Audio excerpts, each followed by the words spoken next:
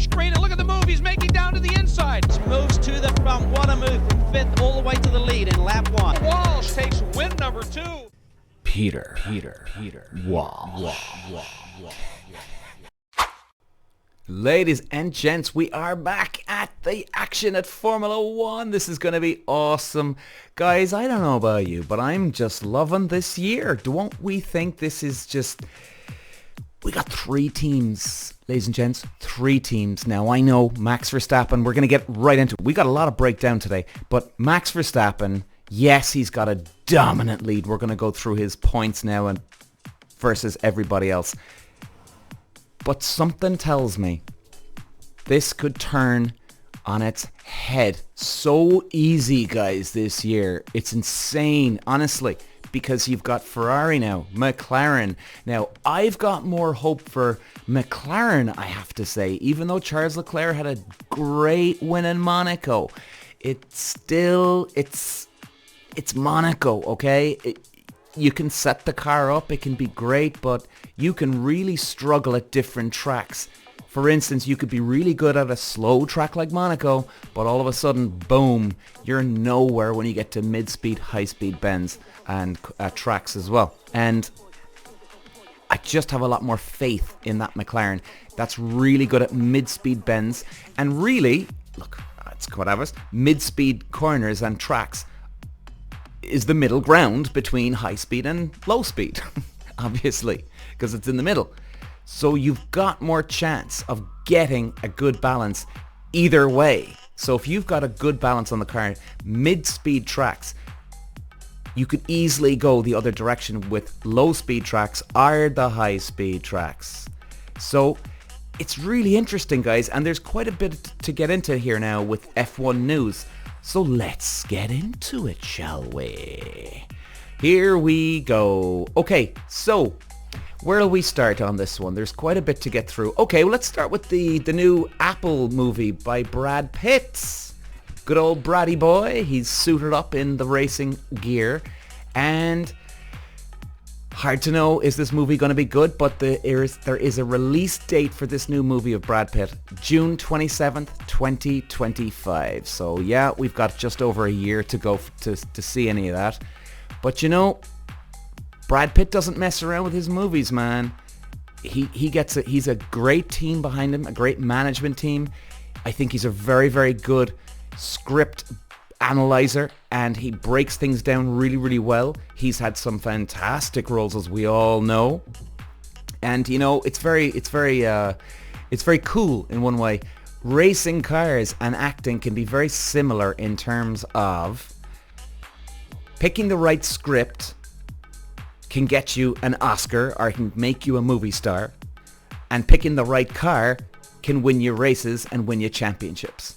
So even before you've even started shooting a movie or getting into a car for a first time, you can win before you even got into the car or shooting the script. You know? So I think it's really exciting. And guess who is starring in it? Obviously, we got Brad Pitt. There's also Academy Award nominee Kerry Condon, Oscar winner Javier Bardem, Emmy Award winner and Golden Globe Award nominees Tobias Menzies, if I'm pronouncing that right, Sarah Niles, Kim Bodnia, and Samson Kao. So, it'll be very cool. And definitely, look, I think Brad Pitt, he's still a mega monster movie star. He really is.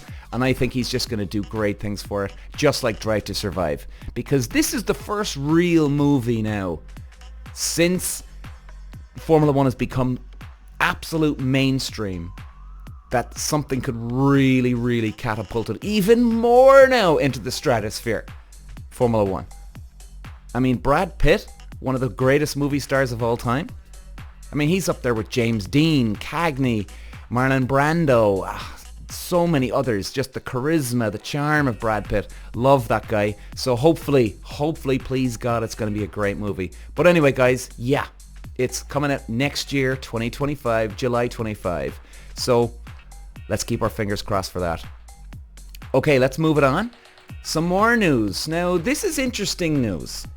They're having an interview with Toto Wolff here, and they're talking about the seat. who's going to be going into the second seat. Now, if you've been hearing my other podcasts or any clips that you've seen on YouTube, I still have a very, very good feeling that Ocon's going to be getting that seat. If you missed it, I was saying because Toto Wolff is Esteban Ocon's manager. Now, a few years ago, he had Lewis Hamilton and Valtteri Bottas in the team, and they did some great things with that car. They were getting the results, bringing food to the table, as we call it. So there was no need to get rid of any of those two drivers at that stage. Now, obviously we know Hamilton going to Ferrari, Russell staying put. Clearly, Russell is the number one golden boy right now. They're putting all their attention into him, and why wouldn't they? Why wouldn't they, for Christ's sake? So, who goes into the number 2 seat? And let's not forget that. Let's highlight that. Key word here. The number 2 seat. He won't be getting as much attention. Now, there's talks of Antonelli. Now, he's in Formula 2. Now, here's where I think Antonelli, he's in Formula 2, guys, and he's, like, I'm just looking at his results here at the moment. He's in 6th place at the moment after the opening 5 rounds of the F2 season, scoring points in 7 out of 10 races and a best finish of 4th in Melbourne, Imola, and Monaco. Now, why on earth would Toto Wolff bring in an Antonelli who's not even leading the Formula 2 championship? Why would you bring him in when he's only currently 6th position? That doesn't make sense, does it? Right? Surely you want the best guys for the team. Now, this is where I come in. My experience of racing. Antonelli could be like Sergio Perez. Yes, there's no doubt about it. Antonelli is a very, very good pilot. But is he bringing more to the table? Is he bringing sponsors? Is he bringing investors? And some people might say I'm sounding like a broken record. I'm always going on about it. But look, this is a talking point here. And it's something to look at. It's right in front of us, staring us in, like hitting us like a hammer to the head here. Why would you bring in a guy who's not even leading the F2 championship? It doesn't make sense unless he's bringing something else to the table. And maybe it is. Now, I've still put my money that Esteban Ocon's going to get that seat simply because he's been around Formula 1 for a while. He's had a lot of experience, obviously comparing to Antonelli, clearly. And he can do a very good job, Ocon. Thing is, main thing, I think this is the most important. Ocon has his manager who runs Mercedes. Now, believe me, guys, if Toto Wolff really wants to pull the reins in and bring in Esteban Ocon into his own team, he'll do it. I think that guy's got plenty of trust in the shareholders, all the people behind the scenes at Mercedes. They'll say, hey, look, Toto man, whatever you need, you go do it, baby. Go do what you need to do. And I think that will be it. Problem solved, job done. Elvis has left the goddamn building here. Toto makes the decision, it's done. I would still say, and I said this I think about 2 weeks ago, I still honestly reckon Esteban Ocon has a 70 to 75% chance of getting that seat at Mercedes next year. It would just make sense, logical sense. Now, then again, I'm still keeping it open to the 25 because, hey, look, man, if you can bring in a guy that's bringing investors and sponsors, well, that's going to be hard to say no to, or it's going to be hard to even turn your back on. Now, then again, Mercedes, they're a huge corporation. They've got so much money coming out of their backside, it's insane. So do they need the money? Probably not. Then again, we don't know what's behind the scenes here. But I would still say anyway, it's going to be Esteban Ocon. Now, let's move on to the next part. He did say here, and he was talking about Carlos Sainz because the interviewer asked him, do you think Carlos has a chance to get the seat at Mercedes. As many of you may or may not know, Carlos Sainz is out now. Hamilton's taken his spot at Ferrari, and Carlos Sainz does not have a seat right now as we stand. And Toto Wolff, now again, if this article is accurate, even though guys, I've always said to you before, keep an eye on F1.com, definitely the most accurate website out there for news. And let's see, so let's just go down to it. Toto here says, I think first of all, Carlos deserves a top seat. He's done a fantastic job. But for us, we've embarked on a route now to say, you know what, we want to reinvent ourselves a little bit going forward. Kimi Antonelli definitely plays a part in that.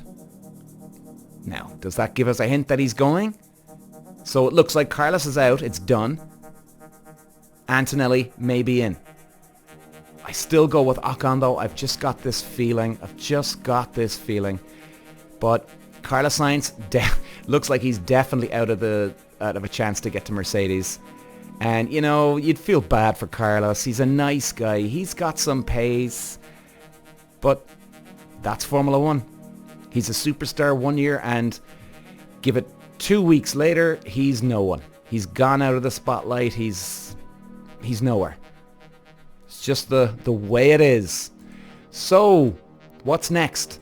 James Vowles. Well, this is hilarious. Now, guys, excuse me, you've probably heard me rant and rave about Logan Sargent and James Vowles at Williams, and of course Alex Albon. And many of you may or may not remember or have been out of touch. As we know, in Australia, Alex Albon crashes the Williams car in practice. They boot Logan Sargent out of his own car and give it to Alex Albon, which is just criminal. It's insane. I won't keep going on about it. If you've heard me before, you know exactly where I'm going with this. You just don't do it. Guy's got a car and that's it. So then James Vowles is wondering, well, I can't believe what's going on with Logan. And Logan is just, what's going on, man? It's crazy. He needs to step up his game. And here we go with Mr. Vowles here. They said, asked if he has seen Sargent take a step forward in recent races. Vowles said, I think there's no doubt. Second year of running, and you're now seeing the confidence start to build as a result of it. And there is performance there. Well, actually, I'm just going to jump in before we keep going. Actually, Logan Sargent has lost some confidence. He's had some crashes, couple of mistakes on his own, and then he's had a couple of DNFs and problems with the car. And you know what that is from? That's from his team boss messing with his head, and he doesn't feel secure in that seat. A lot of Formula 1 drivers and racing drivers, guys, they don't feel secure all year round all the time because, like Carlos Sainz, am I going to be driving next year? Am I going from superstar to no one? Do you know what I mean? And it's not superstar. He's not a no one, but you know what I mean, where I'm coming from on this one. So there is always that insecurity. I know what that's like. I've been there, done that, worn the t-shirt. And that's hard enough. So you've always got to be on your game to be in Formula 1. Problem here is, this guy, James Vowles, the team boss, has really stepped on his toes. It's like, you know what, Sargent? I don't care if you're doing well. If Alex Albon, our golden boy here, if he has an off, we're going to boot you out of the car. So Logan Sargent's going to all these events, and he doesn't know if he's going to be sitting in the car for the whole weekend or not. He has no idea what's about to happen to him if his other bloody teammate has a problem. So then we get into it here, and let's see, what does he say here? He says, well, we've also haven't had the cars in the same spec for a period of time. Yeah, no doubt, you're looking after Albon. Some of that's still due to the earlier damage that we're building up to. Some of that is because we've pulled forward upgrades and there was simply not enough to put across two cars. He's continuously evolving as an individual, as I hope he would be in that circumstance. Is he where I need him to be target-wise? That's the big question. We need more from him really to be able to save his seat in that sort of circumstance. So let's go back a few sentences here. James Vowles is saying some of that is still about the pace. Some of that is still due to the earlier damage we've been building up to. Yeah, because you took Alex Albon, that he damaged his own car, not Sargent, and the moment you put him in his own car, then there was more damage. So he's on it. So he's set Sargent up in a way that if Logan has one or two bad weekends, well then now you can start judging him and say, well, you know, he's still got to evolve more here. But yet he's the one that just kicked the guy in the balls. I mean, imagine being in a boxing ring, guys, and you've got your coach there, okay, and he's sparring away with you, and then your coach comes over when you're not looking and punches you or kicks you in the balls. You're down on the ground, and then the coach is standing over you going, oh, what's wrong with you? You've got to sort yourself out here, buddy boy. Seriously. Like, this is what's going on here. It's insane. Now, I know this is exactly what he's saying here isn't exactly that, but it's a part of it. And that's what's happening. This is not the only interview that James Vels has had about Logan Sargent this year. I mean, it's crazy, man. It's crazy. Enough. I gotta stop. Okay, now before we get into the Spanish Grand Prix, guys, this weekend, they are talking about as I was saying, and this journalist here, he's about 3 or 4 weeks behind, but well, look, he never raced before, I don't think, in fairness. They're on about that, will have McLaren and Red Bull and Ferrari really close the gap with each other? Are they really close enough? And is there a vulnerability in Red Bull right now? Well, yes, there has been. We've seen that we'll probably see it in Malaysia this year because it's a bumpy track, unless they've changed things or Red Bull get an upgrade. But we saw that in Monaco. Verstappen was nowhere. He was in 6th position. He was nowhere. Okay, well, not nowhere, but for his level here, he was nowhere. Monaco, very bumpy track. The car didn't engage that grip. So this guy's saying here that over the curbs, they do struggle. Well, yeah, it does. It's bumps and curbs, and he's saying that as well, bumps and curbs. But yeah, he's right here. He's right. Thing is, do they have enough? All we also need, and guys, like we've seen before already this year, Verstappen had his DNF in Australia. He could have one more and the gap closes up so much. It's insane. All you need is one good result from one weekend, and Verstappen has one horrific race weekend, and it's game on. It's game on. And let's go into the driver standings. So, at the moment, we've got Maxi Boy in the lead of the championship at 194. Charles is in 138 now. Lando is in 131. Now, normally we go through the top 10, but do you know what? If you're watching on YouTube, you can see the championship standings. But you know what? I just want to talk about the top 3 today here, because we've got 3 guys in the top 3 and 3 different cars. Now, these guys, 1, 2, and 3, Max in first, Charles in second, and Lando in third. I think these are the guys that will definitely have the more potential. I think they're the number 1 guys in the team. They'll get a little bit more attention. The fact that the championship is getting close now, and maybe you could call it a luck of the draw that Piastri had a bit of a disaster one weekend at McLaren, so then Norris was just lucky. Therefore, because he's in third, now the team might start cranking the tension or the intensity up and giving all the attention to Lando Norris now. And quite honestly, if I'm the team boss at this stage, I know it's still early, we're not even halfway, but still, we can't afford, if I'm McLaren and Ferrari right now, I cannot afford to have any DNFs.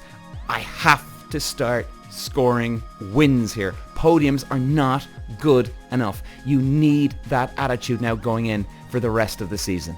You really, really do. Because if you look at Lando Norris, he's on 131 points. You've got Oscar, his teammate, on 81. So that is what? That's 50 points of a gap between the two teammates. Now, Oscar's got the pace, but you're still talking about another 51 points. I'm sorry, 50 points, is it? We said? 50, yeah. 50 points behind his teammate. So that's another 2 wins ahead that his teammate is. So at this stage, you really need to be cranking up the attention into Lando Norris. That's the way I'd be looking at this as a team boss right now. I would be treating this, even though we're not halfway, I would be treating this as a team owner that we've got 4 races to go and it's do or die now. You'd have to have that intensity at this stage. Otherwise, Max Verstappen is just going to piss off into the distance, take the 4th World Championship, and it's all over, and he sails off into the sunset. So it's gonna be close, guys. I honestly think it is. And you've got 3 teams. Oh, it's exciting, guys, and I hope they can. I hope we can. I really do think that we do need, and look, by the way, I'm a Verstappen fan, as a lot of you do know, so I'm not wishing any bad luck on him. However, I'm still a spectator here, and without sounding like a complete a-hole here to a guy that I'm following, I'd love to see him having a couple of more DNFs just to keep the racing entertaining for us all, because I'm telling you guys, if that starts happening, all it takes is if they get to a stage where all 3 drivers in the championship are neck and neck on points, or a couple of points between them, whatever it is, right? But really close. All it takes is one bad pit stop then from Verstappen, one bad pit stop from Lando Norris or Charles Leclerc, and then, because those tiny little things could change everything. So it's going to be exciting, guys. I think it's still not over. I know there's some people very down and out at the moment, actually, on Formula 1. Nah, it's over, man.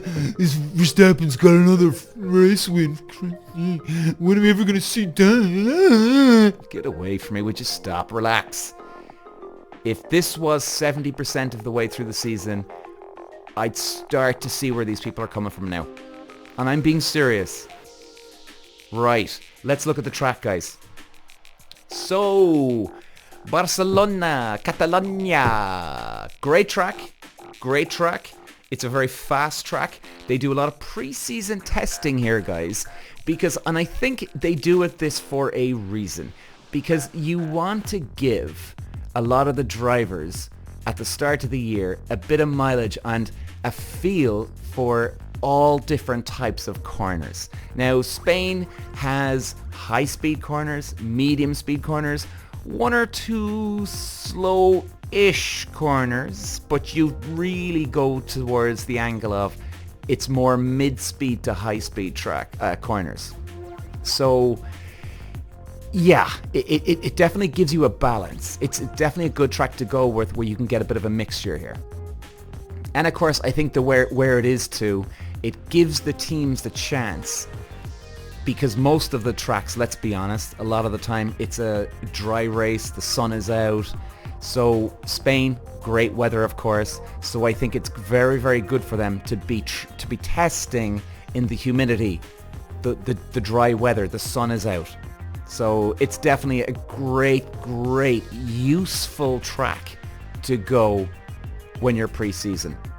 And when we look at the track, guys, I love this track. It's quite technical, because you can see turn 1, 2 and 3 here. Now, 1 is a very quick corner. I think, as far as I remember going through here now, they're going to go through either 4th or 5th gear, depending on their gearing. And then turn 2 should be flat, and then they should be flat out going through turn 3. But then they might a lift in again, depending. But what's very cool about 1, 2, and 3 is the transition of the car itself. They're going through 1, right-hander, 2, left, 3, a long right-hander. So it's a very mixed balance of corners, transition, turning transition is going to have to be very crucial here. You need a very pointy car. In other words, if you turn, you're not getting understeer, you're not getting oversteer per se. You gotta have the car loaded up. So it's gonna really cause I wouldn't say a problem, but a challenge for the drivers to get through those first 3 bends.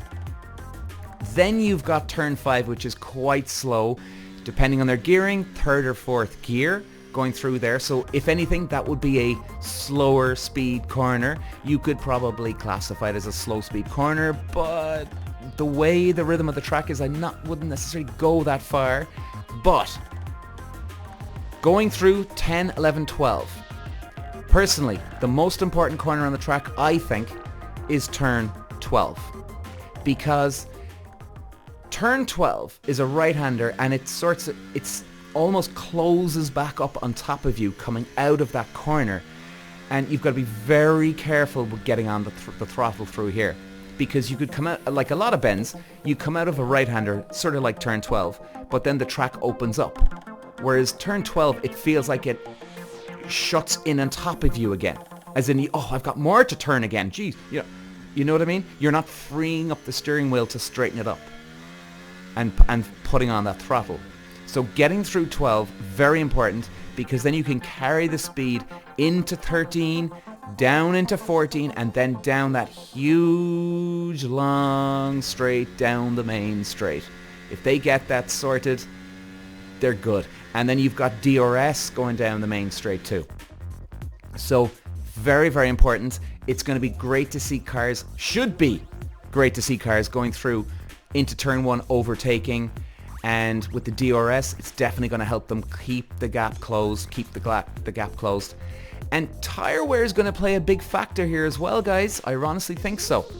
Tyre wear is a very, very big thing in Spain, because if a safety car comes out, it's very, very important that you're on the right tyres at the right time. And I've seen it so many times. A lot of drivers have got caught out over the years. So it's not an easy track. There's a lot of tyre wear at this track. It's going to be great.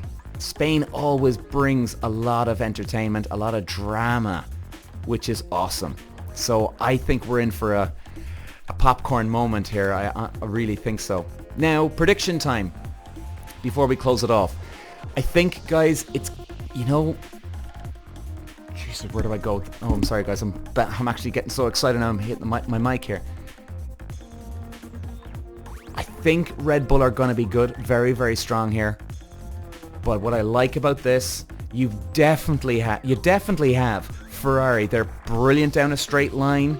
This is a smooth track, so they're going to be, their balance is a little off with the Ferrari now. So a smooth track is going to help them keep that grip and the balance. Red Bull, of course, they are good on smooth tracks, so that's going to help them. McLaren, they've come on, I think personally, leaps and bounds. Now you could say, well, it's only a 1%, but that is leaps and bounds, guys, when we're getting up to the top end of the grid here, because that is everything or nothing.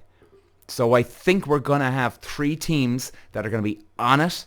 It's going to be close. It could come down to one pit stop. We saw Lando Norris already a few weeks ago. He got lucky with the safety car and he wins the race. Then a few races ago, he gets unlucky with the safety car and he loses the race. Now, Mercedes, on the other hand, they could be the dark horse. Now, you're probably wondering, why haven't I mentioned Mercedes? I honestly think it's too early to judge for Mercedes yet, like only a few years ago when George Russell won at Brazil. If anybody remembers this race, George Russell won in Brazil, but then for the rest of the year, they were nowhere. They were struggling. So it just, sometimes a track can suit you. And I think at the moment, I honestly wouldn't have thought really Mercedes would have gone well around Canada. But you see again, you never know. An upgrade on your car could fix everything. So let's see what happens. You can't rule them out. Of course not. Of course not. I just wouldn't put them in the top 3. I think we're going to have Verstappen put it on Ferrari off pole, and then Norris in 3rd. In the race, I wouldn't be surprised if actually McLaren or Ferrari win this one. I can't go with either which one. I'm going to go with either which one. Leclerc or Lando Norris for the win. Oh, I'll go with one. Norris for the win. I think that might be a bit hopeful thinking, but fingers crossed. Fingers crossed. Lando for the win, Verstappen in 2nd, and Leclerc in 3rd. And if that happens, okay, Verstappen's still scoring points, but Norris is just chewing away at the lead. And all it takes, guys, even if they have to grind out the year, and Ferrari or McLaren, let's say, before we close it off, let's say Ferrari and McLaren win every race for the rest of the year, and Red Bull come in 2nd. That could mean everything. Or even if Verstappen has a third. That will get you to the championship. That will win you the championship. It's still early enough. But again, you've got to be on the ball here. You've got to be winning. You've got to be finishing. No more podiums. No more fourth positions. Everything or nothing. So, high stakes, guys. Very high stakes for both McLaren and Ferrari. Can they do it? We're about to see. Guys, we'll be back on Monday morning with our highlights from Spain. Thanks for listening. Walsh running the Irish green, and look at the move he's making down to the inside. Moves to the front. What a move from 5th all the way to the lead in lap 1. Walsh takes win number 2. Peter Walsh.